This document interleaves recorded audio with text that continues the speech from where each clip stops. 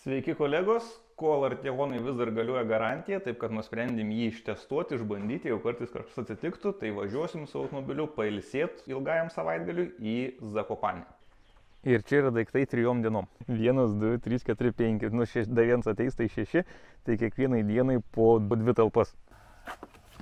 Laukia nei daug, nei mažai ir 10 valandų važiavimo. Tai turėjom išvažiuoti beje 10 valandą, išvažiuojam 12 valandą. O kolega varo su auksiniu. Eilinį kartą vėl stovim. Pagal navigaciją stovėsim 17 minučių. Kamštyje ta funkcija labai gerai. Viską pats daro, pats vairuoja, pats sustabdo, pats sustoja, užgesta. O tuo metu mes galim pavalgyti keksiukų, kol jisai pats vairuojasi. Sveiki atvykę į Lenkiją, kolegus. Pagaliau važiuosi normaliais keliais. Autostradai pas juos galima važiuoti 140. Oi geras. Lenkijos keliais važiuoti tikras malonumas. Eina savo. Aš niekaip nesuprantu, kaip pas mus taip atsitiko, kad tokie keliai yra tragiški. Važiuoji malonumas važiuoti. Tiesiog važiuoji ir atsipalaidavęs laiką, nebijai, kad įkrisi kažkokią duobę, dar kažką tai padarysi, mašiną sugadinsi. Pamatysim truputėlį ir Varšuvos dangoraižius. Aš tai taip negalėčiau kiekvieną mielą dieną įsivaizduokit į darbą ir iš darbo taip važiuoti. Nu kažkoks kosmosas, tai tu tiesiog degini savo laiką niekam. Mes didžiąją laiko dalį tiesiog kamščiuose stovim. Tai už tai tas laikas ir buvo, aš galvoju, kodėl taip ilgai važiuoti tiek daug valandų. Aišku, buvo galima protingesnių laikų važiuoti, bet kadangi mes padarėm labai protingai ir važiuojam 5 valandą, tai už tai mes ir stovim kamščiuose vakariniuose. Pagal vietinį laiką dabar yra 4. Tai dabar šitam laikrodį rodo vietinį laiką 4, o čia rodo Lietuvos laiką. Tai valandų laiko skiriasi. Štai ir atvykom, kolegos. Tai kompleksas didelis, yra 1, 2, 3 namai didžiuliai, tai čia viskas yra ir sporto salė, yra ir spa centras, kirpyklos, restoranų, daug visko yra. Ir aišku, svarbiausia, va štai ten yra kalnai. Mes esam apsistoję štai šitam name ir mūsų langai yra į kalnų aną pusę. Trumpas kambario turas, turim spintą, kėdę, šaldytuvas, seifas, stalas, kėdžių yra, mini telikas, dvigulė lova, viršų lempa tokia įdomi medinė. Atsisės, vieną dieną duoda vandens 2 nemokamai, vieną gazuotą, kitą negazuotą. Nu, man atrodo, kad nemokamai, nežinau, aišku, gal kai išeisim reikės susimokėti. Balkonas, o vaizdas yra toks pusiau į kalnus, kaip ir va, tokie kalnai matos, nu kaip pusiau kalnus į kalnus, bet ne tuos didžiuosius, o į tokius vidutinio didumo kalnus. Ir laukia turim va kur atsisėsti porą kėdučių ir staliuką, kur kavos įsivirti, tulikas, dušas, kriauklė, rankšluosčiai, fenas, viskas yra. Viešbutis man tikrai patiko, va galit kažkas nusiskaityti, jeigu norit QR kodą, viešbutį paskaityti plačiau. Šiaip tai tikrai ką galiu pasakyti, dabar jau šitą įrašą darau prieš važiuojant namo. Ir nu tikrai labai patiko viešbutis, šis dizainas tarp tų kalnų, taip gražiai įsikūręs visas medinis su tokiais akmeniniais ornamentais, nu tikrai labai gražus viešbutis. Mūsų langai buvo čia į kalnus, tada čia reiškiasi pas mus yra baseinas, yra spa centras, yra sporto salė, kas norit, beje jie turi netgi savo sraigtasparnį, su kurio galim paskraidyti, ten buvo kainos parašytos, dabar nebepamenu kiek, bet, nu neatsimenu kiek, bet ten žodžiu sraigtasparnis yra, tai su sraigtasparniu, jeigu norime, galim pasimti skrydį ir skrist. Yra visi dviračių nuomos punktai, ko tik norit galite išsinuomoti, dviratį paprastą, dviratį elektrinį galite išsinuomoti. Yra beje po to jau radom, kai aišku per vėlai jau buvo, mums nebereikėjo, yra bankomatai, stovi, galite pinigus nusimti. Taip pat yra elektromobilių krovimo aikštelės. Restoranų labai daug, tam pačiam viešbučiui priklauso, yra labai keli skirtingi restoranai, skirtingų tipo. Nu tikrai visko labai daug, aikštelės, visos yra. Pirmoji diena, tai šiandien varysime į Morske Oko. Tai Morske Oko, jeigu gerai ištariau, pačiu prašysiu pavadinimą, tai Morske Oko yra 3 leveliai. Tai pirmas levelis iki jo patekti yra lengviausiai, galima tiesiog šiaip laisvai eini, pasivaikščiodamas, taip atsipūtęs gali patekti. Į antrą levelį jau reikės šiek tiek kopti kalnus. Ir 3 levelis reikia dar aukščiau kopti. Nu tai kiek tų levelių veiksim, pažiūrėsim, tai tikslas būtų pirmus 2 tikrai veikti, nu o dėl 3 spręsim vietoj, kai būsim pavargę, nepavargę ir dėl visų kitų aplinkybių. Aikštelė yra mokama, kainuoja 16 eurų, bilietus galima pirkti tiek online, tiek atvykus į vietą, kortele ar grynaisiais pinigais. Iki pirmo ežero, jeigu norite eiti pieškom, galima vykti su arklių tempiamais vežimais. Aišku, tai yra mokama, mes net neklausim, kiek tai kainuoja, nes mūsų tikslas yra deginti kalorijas ir mes norim nueiti kuo daugiau kilometrų. Iki pirmo ežero kelias labai geras, visur asfaltas, eina pilna žmonių su vaikais, vyresnių žmonių, nes kelias yra tikrai labai geras ir galima labai lengvai nueiti. Tik atstumas yra nemažas, man atrodo apie 9 km, jeigu neklystu, pušynai visur, kalnai, nu tikrai labai gražus kelias ir verta eiti pieškom. Na, o tie, kas pasirinkote vykti su arklių tempimais vežimais, tai jūsų kelionė atrodytų štai šitaip. Visi ruošiasi lietai.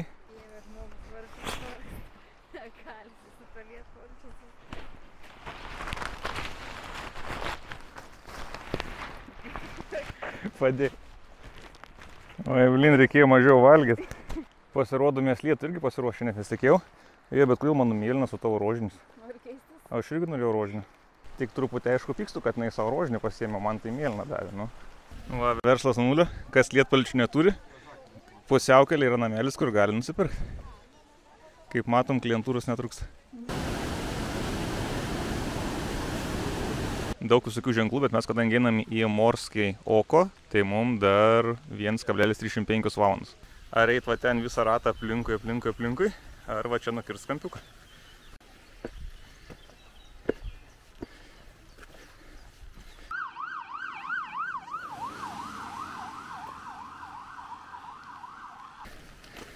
Kaip Migliai, viskas normaliai. Nereiks greitosios. Nežinai dar. Man tai tokiam struliai gali būt, kad prireiks. Ir tokia faina kavinukė, norėjom užeit kavos atsigert, kažką užkast, bet aišku, mes tokie jaunieji genijai, kad nei vienas neturim nei vieno gryno pinigo. Tai viską tik tai kortelėse turim. Iš jūsų išlenk neatsižiūrėjau nei vieno banknoto.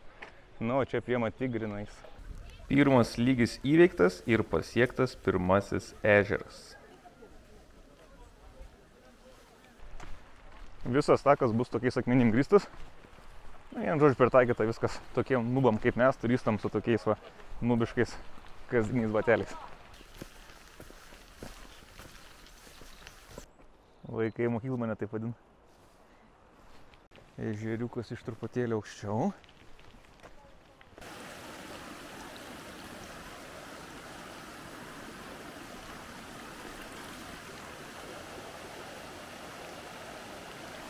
Ežero vaizdas iš aukščiau. Iš dar truputį aukščiau. Na ir iš aukščiausio taško ežeras atrodo taip. Pažiūrėkime, ar bus linksmas vaizdelis, ar nebus linksmo vaizdelio. Ir... Na, kaip pavyks Migliai. Ar Migliai pavyks? Liko paskutiniai 3 žingsniai.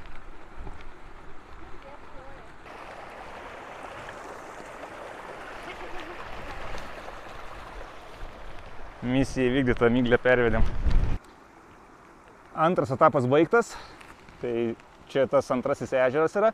Yra dar trečias etapas, bet trečią etapą reikia va ten, takelis dar yra lipt ir sakė dar 2-3 valandas laiko, kai ten reikia keliauti. Ir jeigu būtų geras oras, aš tai tikrai norėčiau eiti, bet nu patys matot, koksai oras, lietus vis dar nesitraukia, viskas apsiniaukia. Dar lietus, tas vėjas, siaubingas vėjas pučia visur. Matot patys iš bangų, kas darosi. Nu tikrai gražu. Tikrai gražu, nu tikrai verta, žinokit, tai tu savo tie ežeriukai tokie vanduo skaidrus, mėlynas, visur apsupti kalnų, sniegas, nu labai gražu. Tik kad labai daug žmonių, nu patys matot, žmonių srautas visur yra ištisinis, labai daug lietuvių, praktiškai vos ne kas trečias turbūt susitiktas yra lietuvis. Eini vien lietuviai visur. Na ir aišku, pačių daug Lenkijos ir Lenkų yra daug, lietuvių, nu pagrindė, jo, Lenkai ir lietuvių iš tikrųjų. Gaila, kad nepavyko, norėjom čia prisės, pavalgyti, atsinešim maisto, gerti, nu, ne alkoholio, aišku, ne alkoholinių gėrimų. Bet, nu, nepavyks pavalgyti, nes vėjas siaubingas, dabar tokį kampą radom, atsisėdom ir viskas. Dingo vėjas ir nebelyja, taip kad nusprendėm truputėlį po bananą suvalgyti, ar dar kažką tai skanesnio, bet galit patys pažiūrėti vaizdą. Labiausiai baisu tai yra šitas dalykėlis, kad vėl tuoj pradės lyti lietus. Debesis tai vos tai palei kalnus praeina palei viršų. Nu dabar galima truputį ramiau pafilmuoti, vėjas dingo. Vietos nebelyja, o dėjo net ant širdies geriau. Tiem ten sunkiai sekasi, jeigu per kamerą eina pritraukti. Jau mes čia pusę valandos esam, tai jie taip niekur nepajudėjo, taip pačiu vietų ir kimarina. Gerai, hebra, pradeda dalyt, pakuojamės ir varom žemyn, nes tas debesis, kurį rodžiau, jums ką tik mus pasiekė vėl. Aš vis dar negaliu patikėti, kad viskas. Ta prasme, vasara atėjo, eik tu savo, kaip taip gali būti, ta prasme, kaip viskas pasikeitė, per 10 minučius pasikeitė. Ta prasme, nuo bet kokio didumo vėjo, šalčio, iki, nežinau, plus 30 laipsnių šilumos, dabar yra koks plus 28 pasidarys, tiesiog va staiga, pukšt, viskas, plus 28. Ir tiesiog matosi, kad jau viskas tikrai nei belis, nei ką, viskas, dangus visas išsigėdė, nors aišku, debesys greitai plaukia visi, bet jau tiesiog matosi, kad viskas išsigėdė, saulė išlindo, viskas. Tiesiog visa situacija pasikeitė kardinaliai. Na ir aišku, mūsų ten viršui ką nebėra. Pabūsim čia. Gera naujiena ta, kad oras visus turi susišvaikę, viskas nebėra, nei vieno turistų niekur, visi takai tušti, nei čia, nei čia, nei čia. Pavalgysim ir pabūsim truputėlį čia prie ežero visa pakrantė, čia toks lopinėlis dabar kaip ir mūsų. Nu, ten kur namelis, tai žmonių dar yra, matosi, renkas. Vieni grįžta, kiti ateina, kiti išeina.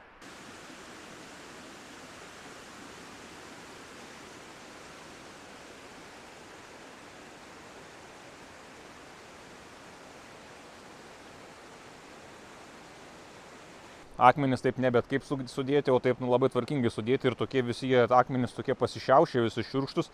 Tai nors ir buvo lietaus, lypom, tai neslidu tikrai, viskas labai gerai padaryta. Taip labai protingai sudėta viskas tokiom pakopom, labai lengva tikrai ir nulipti ir užlipti, nu, labai patogiai padaryta tikrai. Nu va, kuprinių gamintojai apie viską apgalvoja, va, net kojinių džiovinimo kilpa yra integruota. Žygis jau į pabaigą, tai tiesiog toksai patarimas, ką mes pastebėjom, kad tikrai labai apsimoka eiti aplinkui tą ežerą aplinkui, nes čia šiaip yra 2 keliai. Tai, žiūrėkit, šūdas. Tai vienas kelias, aiškiai, eina čia aplinkui ir ten met pakylat į tą viršūnę. Ir ką pastebėjom, kad žmonės dažnai nusileidžia ir tuo pačiu keliu grįžta atgal. Tai kai nusileist, reikia eiti aplinkui ir tuo kitu keliu grįžti. Va tas kitas kelias yra daug fainesnis negu anas kelias ir tikrai verta apeiti visą ežerą aplinkui. Nu, bent jau toks patarimas būtų mūsų, nes mums tikrai labai patiko būtent ta kelio dalis, kurią kažkodėl tai žmonės neina. Nes visi, kai ateina per aną pusę, eina, užkyla ir vėl tuo pačiu keliu nusileidžia. O kažkas ką tik neseniai šaipėsi iš mano kojinių džiovinimo technologijos. Pirmoji diena, tai per pirmą dieną nuėjome 24,4 km iš viso. Aišku, buvo galima nueiti ir mažiau, buvo galima su arkliais, arklių tempimais tais vežimais važiuoti, tai būtumėt nenuėję 24,4 km. Na, bet mūsų tikslas yra, kai atvažiuojame ilsėtis, tai sportuoti, nes į sporto salę neinam, tai mes visą laiką stengiamės bent 20 km į dieną nueiti kiekvieną dieną, kai kažkur ilsimės. Tai va, tai mes aišku, jokiais nesinaudojam tokiais dalykais, tai va 24,4 km. Antros dienos objektų pavadinimas dar sudėtingesnis. Kasparovai Verch. Iki jos automobiliu važiuoti nereikėjo, nes jis prie pat mūsų viešbučio. Yra 3 variantai, kolegus. Pirmas variantas būti protingiam ir nusipirkti bilietus online, tam tikram laikui už pigiai, bet tai čia ne apie mus, nes čia reikia būti protingiams. Antras variantas yra ateiti į vietą ir pirkti už panašią kainą, tai yra pigiau, bet reikia laukti net belen kokį didžiai eilei. Ir trečias variantas, jeigu atėjote į vietą neturite bilietų, tai yra tuomet galite mokėti brangiai ir pasikelsit be eilės. Tai va, tai 2 pakilimas į viršų kainavo 85 eurus. Bet tuomet nereikia laukti eilės ir nereikia būti iš anksto užsibukinus. Šitaip atrodo eilė ten, kur bilietai brangus, o šitaip, kur bilietai pigesni.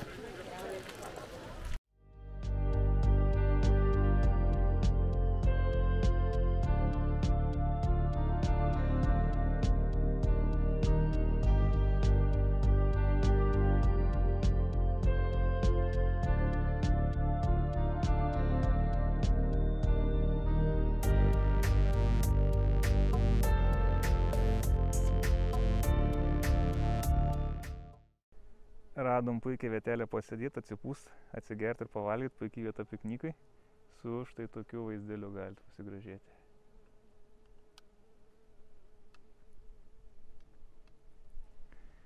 Ir liko mums paskutinis taškas, aukščiausia vieta, kur galim užlipti, tai yra va štai ten. Ir viskas, varysim atgal piškom. Ten dar, kaip supratom, yra takėlis, kur galima toliau eiti į žygį, jeigu norit, lipti aukštyn į kalnus, bet ten matėm, žmonės eina jau su įranga, su šalmais, su virvėm. Tai čia ne mūsų leveliai, na, o mes tą keliu leisim žemyn. Nu, ar man toks šios taškas. Jeigu jau atėjom, reikia užlipti.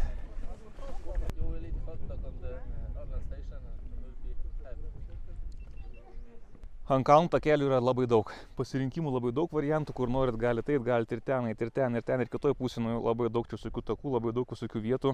Taip, kad keliauti galima tikrai labai daug kur. Nu, čia visai dienai galima atvykti ir visą kiekvieną kartą vis kažką nori pamatyti. Na ir pradėsim savo leidimąsi, gražiais takeliais, planuojam eiti iki vienos sankryžos ir tuomet palei sankryžą visą laiką žemyn ir grįžti iki savo pozicijų.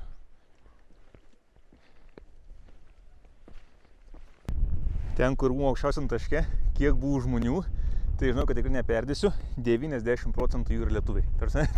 Ten visi lietuviai yra. Visi bando užkariauti Lenkijos viršukalnes. Lietuvių čia tiek daug, kad žinau, kad va dabar kiek pažiūrėt žmonių, jeigu bestumėt pirštu, tai yra, sakyčiau, 70% šansas, kad jūs pataikysite lietuvį. Nes čia vien lietuviai.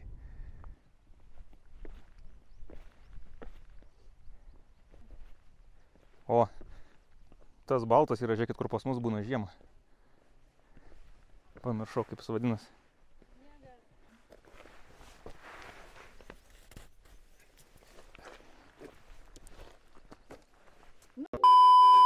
Tai visgi nusprendėme eiti prie ežero, o ten tuo takeliu, ten, prie nuo ežero. Ir dar, jeigu bus viskas gerai, tai pagal dabartinį planą dar nusprendėm toliau paeiti ten iki šaltinis tek. Tai visą tą kelią po to reikės grįžti atgal, kaip suprantam, ir tada vėl įsimušti pagrindinį taką ir grįžti atgal.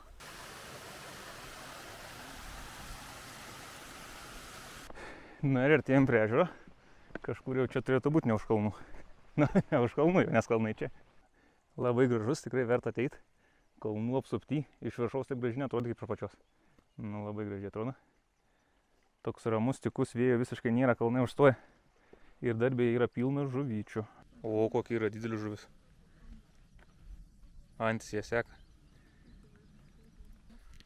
Anie bando irgi atplaukti, bet šitas nuvėjo jos taip agresyviai. Čiu.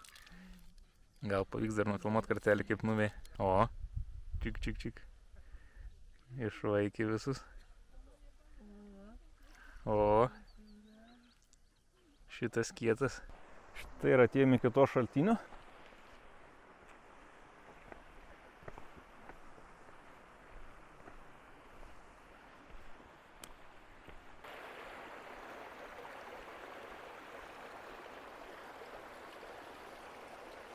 Ir kalnų viršūnės. Na, dar kartą pasikartosiu, labai čia tikrai faina. Labai. Takų, kiek tik nori, čia mėnesių laiko galite keliauti skirtingais takais. Dar susitikom su lietuviais, pašnekėjom, tai čia pasirodo galima ir per viršų buvo eiti žemyn. Mes per ten ėjom, buvo galima per čia. Kai dar pasirodo galima ir per čia. Tai čia tų takų kur tik norit. Kiekvieną kartą atvykus galima vis kitų takų pakeliauti.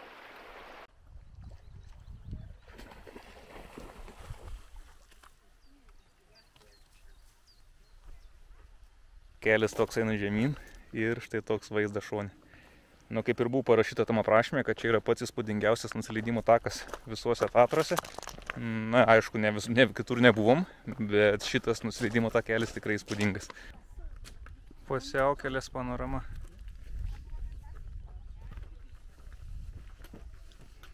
Besileisdami išbandėm daug įvairių takų, buvo žvyro, buvo akmenų. Buvo ir šiek tiek prastesnio takelio, taip pat leidomis miškais. Na ir pats nemaloniausias buvo toksai molio takelis, kuris buvo ganėtinai slidus, nu ir čia teko eiti jau ganėtinai atsargiai.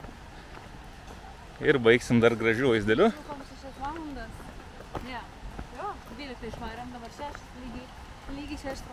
Pirminas gal čia? Tai dabar 6 jau išvarėm, nežinau. Jo, 12 išvarėm, tiksliai, 12 išvarėm, 6 grįžom. Tai va tiek laiko reikėjo pasikelti ir atgal pareiti piškom. Ir dar, aišku, aplankėm objektų. Šaltinė, ežeras. Antroji diena, kuklesnė, 22 km nueiti, bet buvo daugiau sukilimo. Daugiau tikrai kopėm kalnais, daugiau tokiais akmeninlium, taip kad buvo sudėtingesnis kelias, bet 22 km. Tai skaitau visai normaliai 22 km, taip pat dieną galima, aišku, užskaityti. Kelionė baigta, važiuosim namo, paskutinį kartą pasižiūrim per savo balkonėlį. Oras šiandien geras, lietaus nenusimato. Aišku, nenusimato, nes mes išvažiuojam, tai kaip tai turi būti oras geras, kai mes išvažiuojam. Visus daiktus jau daugmaž susipakavom, beliko viską nusinešti į automobilį.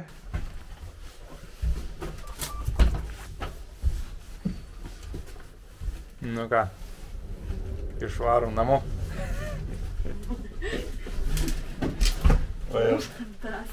Grįžom iš kelionės, jau pailsėjom, sekanti diena ir galim atlikti paskutinius skaičiavimus. Tai kiek iš viso buvo išleista pinigų.